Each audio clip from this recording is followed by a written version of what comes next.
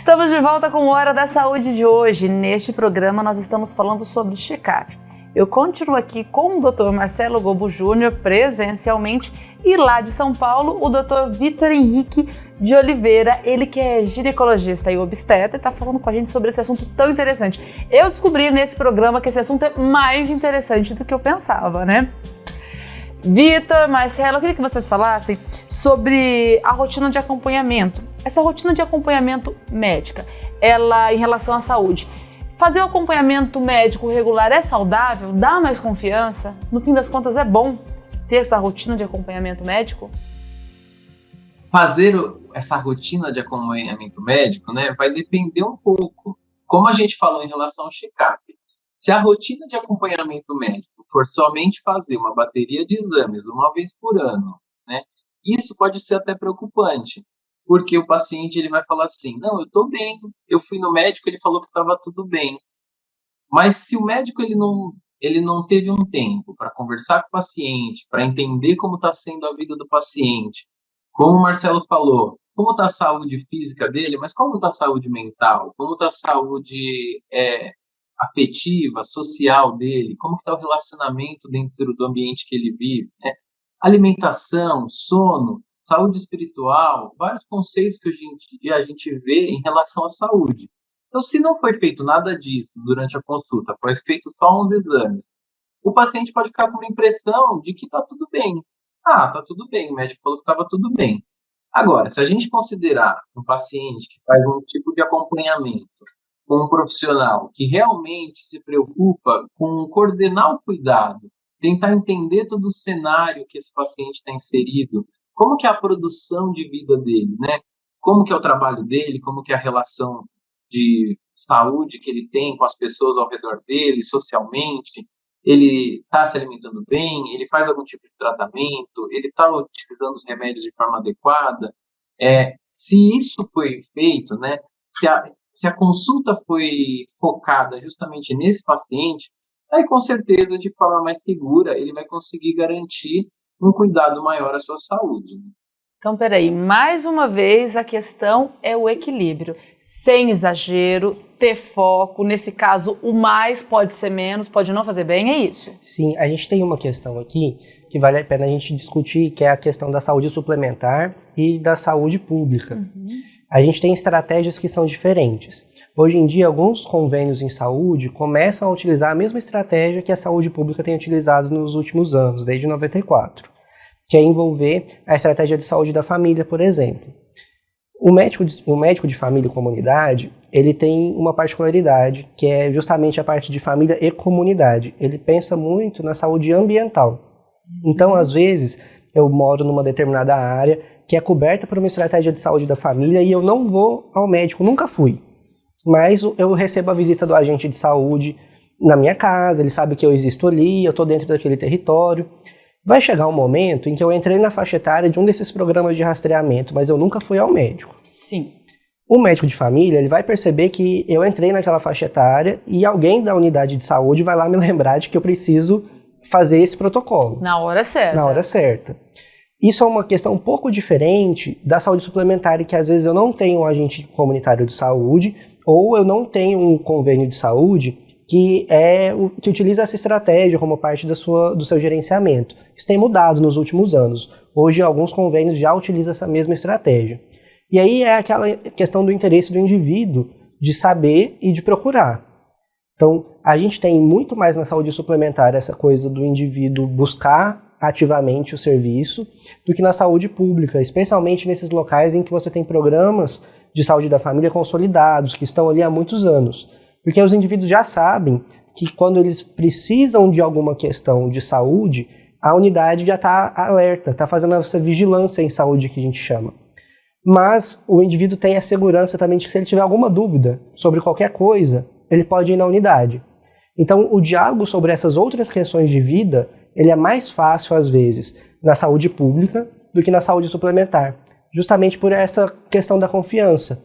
Às vezes o indivíduo sabe que ele não está na faixa etária de fazer um exame, mas ele não precisa desse cartão de visita para ir lá falar sobre estou com um problema no trabalho e não consigo lidar bem com isso, você pode me ajudar? que já faz parte da rotina do médico de família isso.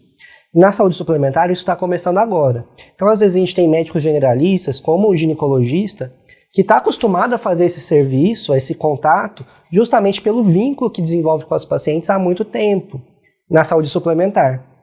Mas que na saúde pública vai acontecer de um jeito um pouquinho diferente. Ou, às vezes, um clínico geral, um cardiologista, que está acostumado a cuidar de uma mesma família, e já desenvolveu esse vínculo, e aí o indivíduo começa a manifestar alguns sintomas que são inespecíficos, que a gente fala, e que, na verdade, trazem uma questão do contexto de vida. Os filhos saíram de casa, por exemplo, ou tive um divórcio, perdi um emprego, e aí eu começo a me sentir diferente e vou procurar o serviço de saúde ou o profissional médico para poder tratar essa questão, para poder falar sobre isso e como isso impacta a minha saúde, mas não necessariamente sentindo que há uma doença ali instalada. Então eu tive uma palpitação, e aí era um momento de muito estresse, mas não necessariamente eu estava tendo uma arritmia ou algo do tipo. Entendi. Gente, essa questão nós falamos bastante sobre procurar ter uma rotina de cuidados médicos, assim, até para dar uma segurança, mas isso também pode gerar uma super preocupação, né? E essa super preocupação com a saúde física, ela pode impactar também na saúde mental? Como que é isso? Ótima pergunta, Glaucia. É de extrema importância a gente discutir isso, porque é como o Marcelo falou, a relação do vínculo que o paciente tem com aquele profissional, né? Culturalmente, as mulheres elas costumam fazer acompanhamento, segmento ginecológico, né? Então, o ginecologista, muitas vezes, ele é chamado de, né, o meu ginecologista, a minha ginecologista, né? Como o Marcelo comentou do vínculo. Então, é responsabilidade desse profissional entender que, às vezes, ele é o único profissional de saúde que essa paciente ou que esse paciente tem contato. Isso, muitas vezes, com cardiologistas, clínicos gerais, também acontece, né?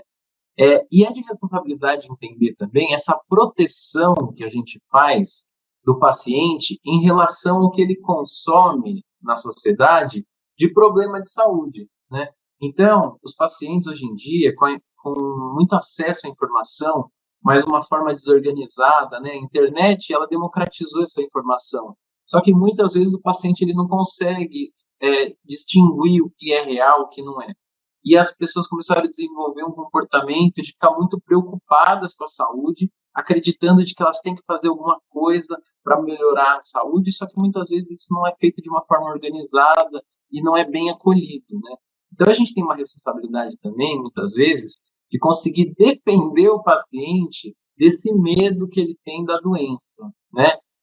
O Marcelo é muito discutido na medicina de família, né? A prevenção quaternária é justamente isso. O paciente que acredita que tem um problema de saúde, ele acredita que tem uma doença, mas que muitas vezes ali, quando a gente está desenvolvendo na consulta, a gente percebe que não, que é só um medo que ele tem. E esse medo deve ser valorizado, no sentido de que deve ser acompanhado e discutido para que suas dúvidas sejam sanadas, porque isso também impacta a saúde dele. O medo que tem da doença afeta diretamente a saúde mental. A gente tem discutido muito isso num período de pandemia, né? Então, ficou mais do que claro que o medo que as pessoas têm de um problema de saúde, ele tem que ser também tratado com informação de qualidade, com acolhimento e com escuta, para que a gente possa acolher essas demandas que aquela paciente tem, aquela família tem, justamente para tentar sanar. E muitas vezes, só com a conversa, com a entrevista clínica, a gente consegue resolver um problema, né? Que não existia fisicamente, mas que para o paciente era real. E a internet, ela não só democratizou, como ela bagunçou também, né? A gente fala aqui no programa sobre essa questão da curadoria da informação. Hoje o papel do médico, e isso é uma questão que é uma tendência, e isso vai acontecer cada vez mais, é o papel de ser curador de informações em saúde. Mais do que de qualquer outra questão, mais do que diagnosticar, mais do que prevenir. Quanto mais acesso à informação a gente tem, quanto mais a gente tem nível educacional para isso, e o paciente tem direito à autonomia, à decisão sobre intervenções que vão ser feitas, a gente tem o papel do médico como um curador, para que aquele momento de consulta seja realmente um momento de consulta.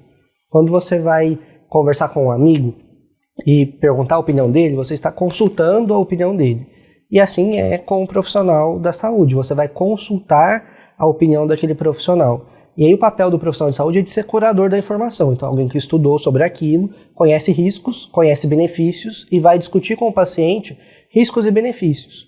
Quanto mais a gente vai tomando consciência de que não existe um elixir da vida eterna, de que vender saúde, vender bem-estar não é vender uma vida eterna, e sim qualidade de vida, entender que a gente fugir de doenças não vai fazer com que a gente se afaste de adoecer, que isso é inerente, doença oncológica mostra isso pra gente muito bem. A gente, quanto mais tem essa consciência, mais o papel do médico é o papel de um bom conselheiro técnico, de poder falar, olha, essa intervenção vai te trazer um benefício, essa intervenção não tem benefício. Fazer esse exame hoje vai te trazer essa possibilidade. Esse é o risco. Se você tiver um falso resultado positivo, né, um resultado que não condiz com a realidade clínica, o seu risco é esse. Isso porque nos Estados Unidos, por exemplo, a gente tem um crescimento muito grande de causas de mortalidade, então os indivíduos morrem pelas intervenções em saúde desnecessárias. São causas iatrogênicas de mortalidade, e é por isso que surgiu essa prevenção quaternária, que é um campo de estudo dentro da medicina de família hoje. Gente, esse acesso à informação que vocês estão falando, né, e muitas vezes sem a curadoria, faz com que o paciente queira fazer muitos exames. Como que é isso? Quando o paciente quer fazer um exame, qual que é o papel do médico? Ele tem obrigação de fazer esse pedido? Qual que é essa responsabilidade? Existe essa relação de responsabilidade? Gláucia, o médico tem responsabilidade sobre todos os exames que ele pede, né? Cabe ao médico pedir o exame e ter a avaliação técnica de se aquele exame é indicado ou não. A gente sabe que na realidade do dia a dia, na realidade clínica, os pacientes leram em algum lugar, ou às vezes até por uma cultura local, uma cultura da família, ele chega muitas vezes na consulta já pedindo o exame que ele quer, e ele fala o nome e sobrenome do exame, né? Mas a gente sabe que é de responsabilidade do profissional, porque é ele que carimba aquele pedido, né? Então, cabe a ele, na verdade, construir isso com o paciente e dialogar com o paciente, explicando por que esse paciente quer esse exame. Muitas vezes, quando a gente pergunta por que esse paciente quer o exame, ele vai contar para a gente que existe alguma angústia, algum medo, e aquilo ali é a real demanda, né? Medo de ter alguma doença, e por isso ele quer fazer aquele exame para sanar esse medo, né? Então, o profissional tem essa responsabilidade. A gente sabe que no dia a dia de atendimento, não somente em consultório, mas muitas vezes em pronto-socorro, a gente sabe que isso acaba não sendo possível. O paciente acaba insistindo e o médico acaba cedendo, né? Mesmo sabendo que aquele exame é necessário, ele acaba cedendo, porque ele sabe que vai ser mais fácil de contornar o paciente, ou muitas vezes porque ele não conseguiu conversar com o paciente, ele não conseguiu demonstrar que não tem necessidade. Alguns estudos mostram que quando você pede, escolhe com sabedoria os exames que você vai pedir, você conversa isso com o paciente, a maioria dos pacientes ficam satisfeitos no final da consulta. Mas isso tem que ter sido conversado, né?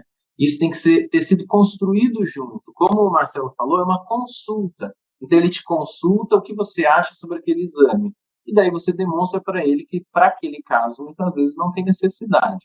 A gente sabe que pela insistência muitas vezes acaba pedindo, ou às vezes até por medicina defensiva. O médico com medo de não ter pedido um exame que o paciente queria, e vai que surgir alguma coisa naquele exame e acaba pedindo, né? Só que a gente sabe que isso não isenta a responsabilidade do profissional. Pelo contrário, a gente só contribui para essa cultura de medicina armada que a gente chama, de uma medicina que se preocupa muito mais em pedir exames, né, tanto de imagem quanto de laboratório, em vez de ter um tempo humano, um tempo de diálogo, um tempo de conversa e principalmente um tempo de escuta, quando você ouve as demandas do paciente e consegue, às vezes, sanar aquela ansiedade que ele tem. Muitas vezes a gente tem os pacientes que têm medo de dar com algum câncer e querem fazer uma série de exames para ver se esse câncer não existe. E às vezes só da gente explicar para ele, mostrar que ele não tem nenhum sintoma, explicar para ele de que aquela demanda que ele tem, ela não é real. O medo dele é real, mas que aquele câncer não é real e que ele não tem indicação de fazer esse rastreamento, muitas vezes está sanado. Então a gente tem uma responsabilidade com essa cultura de pedir exames, né? Dar suporte para o autocuidado faz parte também de uma coordenação do cuidado satisfatória, Vitor, Marcelo? Faz. É como o Vitor acabou de dizer. Essa relação médico-paciente ela é muito importante para você poder fazer coordenação do cuidado. Ainda mais coordenação do cuidado de fato.